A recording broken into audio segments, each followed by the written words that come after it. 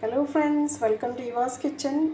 ഇന്ന് നമ്മൾ പൊട്ടറ്റോയും ഗ്രീൻ പീസും ഇട്ടൊരു കീമ എങ്ങനെ ഉണ്ടാക്കുന്നതെന്ന് നോക്കാം.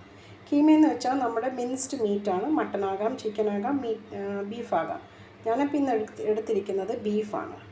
അതിനായിട്ട് ഒരു സവോള, ഒരു ഉരുളക്കിഴങ്ങ്, 2-3 പച്ചമുളക്, ഒരു 3 അല്ലി വെളുത്തുള്ളിയും അത്രയും തന്നെ ഇഞ്ചിയും, ഇതെല്ലാം കൂടെ അരിഞ്ഞു വെച്ചിരിക്കുകയാണ്. ഇനി നമുക്ക് പാൻ വെച്ച് എണ്ണ ചൂടാകുമ്പോൾ ഇതൊക്കെ ഇട്ടൊന്ന് വഴട്ടാം. ഞാനിപ്പം ഒരു പാൻ വെച്ച് എണ്ണ ഒഴിച്ച് കടുക് ഇട്ടിട്ടുണ്ട്. കടുകൊക്കെ പൊട്ടി വരുമ്പം നമുക്ക് സവാള, പച്ചമുളക്, വെളുത്തുള്ളി, ഇഞ്ചി, ഉരുളക്കിഴങ്ങ് ഇതെല്ലാം കൂടി ഒരുമിച്ച് തന്നെ അങ്ങിടാം. അപ്പോൾ നമ്മുടെ സവാളയൊക്കെ ഒന്ന് വഴന്ന് ജസ്റ്റ് ഒന്ന് സോഫ്റ്റ് ആയിട്ടുണ്ട്, അത് മതി. പൊടികളൊക്കെ ചേർക്കാം. അപ്പോൾ നമ്മളിതെല്ലാം ഇട്ട് 2-3 മിനിറ്റ് ഒന്ന് ഇളക്കി അടച്ച് വെച്ച് ഒന്ന് വഴന്ന് വരുമ്പോഴത്തേക്കും ഇതിലേക്ക് നമുക്ക് പൊടികൾ ചേർക്കാം. അപ്പം ഞാനിവിടെ നമ്മുടെ പൊടികളെന്ന് പറഞ്ഞാൽ മല്ലിപ്പൊടി ഒരു ടീസ്പൂൺ, മുളക് പൊടി 1/2 ടീസ്പൂൺ, മീറ്റ് മസാല 1/4 ടീസ്പൂൺ, മസാലപ്പൊടി ഗരം മസാല 1/4 ടീസ്പൂൺ മഞ്ഞൾപ്പൊടി, ഇതെല്ലാം കൂടി ഇട്ട് നമുക്കൊന്ന് ഇളക്കാം. ഒന്ന് മണം മാറി വരുമ്പോൾ നമുക്ക് തക്കാളി ചേർക്കാം.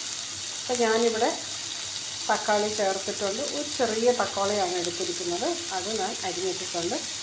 ഇപ്പം തന്നെ പൊട്ടറ്റോയൊക്കെ വെന്ത് വന്നിട്ടുണ്ട്, കാരണം വഴറ്റുമ്പം ഞാൻ ഇളക്കി ഇട്ടിട്ട് അടച്ചു വെക്കും.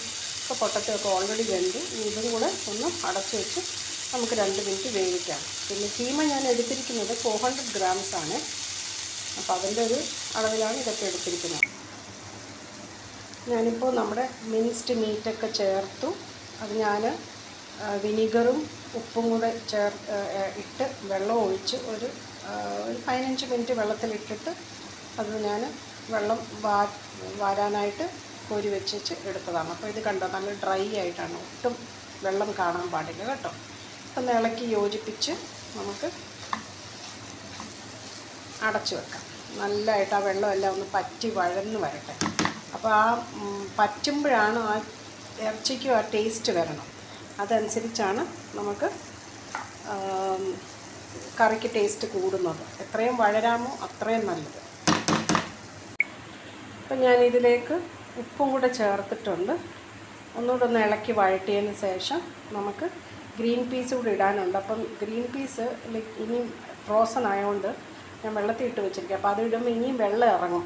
അതുകൊണ്ടാണ് ഇത് നല്ലോണം മീറ്റൊന്ന് നല്ലോണം ഡ്രൈ ആയതിന് ശേഷം ഗ്രീൻ പീസ് ഇടാം. അപ്പം ഞാനിത് ഇതിനകത്തോട്ട് ഗ്രീൻ പീസ് കൂടെ ചേർത്തിട്ടുണ്ട്. ഇനി നമുക്ക് ഇതൊന്ന് വഴറ്റി എടുക്കണം.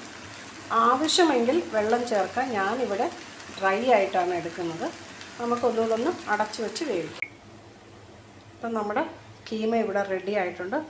ഇതാണ് ഡ്രൈ ആയിട്ടുള്ള ടെക്സ്ചർ. അപ്പോൾ ഇതിലേക്ക് ഞാൻ കുറച്ച് മല്ലിയിലയും 1 ടേബിൾ സ്പൂൺ ലെമൺ ജ്യൂസ് ഒഴിച്ചിട്ടുണ്ട്. വേണമെങ്കിൽ നമുക്കിതിനെ ഒന്ന് ഇച്ചിരി ഗ്രേവി ആയിട്ട് എടുക്കണമെങ്കിൽ ഒരു 1/4 കപ്പ് തിളച്ച വെള്ളം ഒഴിച്ച് ഒന്നുകൂടെ ഒന്ന് തിളപ്പിച്ചെടുത്താൽ മതി. ഓക്കെ. അപ്പോൾ ഇത് കണ്ടോ, ഞാനൊരു 1/4 ഗ്ലാസ് വെള്ളം ഒഴിച്ച് ഒരല്പം ഗ്രേവി ആയിട്ട് എടുത്തു. അപ്പം കുഴപ്പമില്ല, ഡ്രൈ ആ ചപ്പാത്തിക്കും കുപ്പൂസിനൊക്കെ നല്ലതാണ്.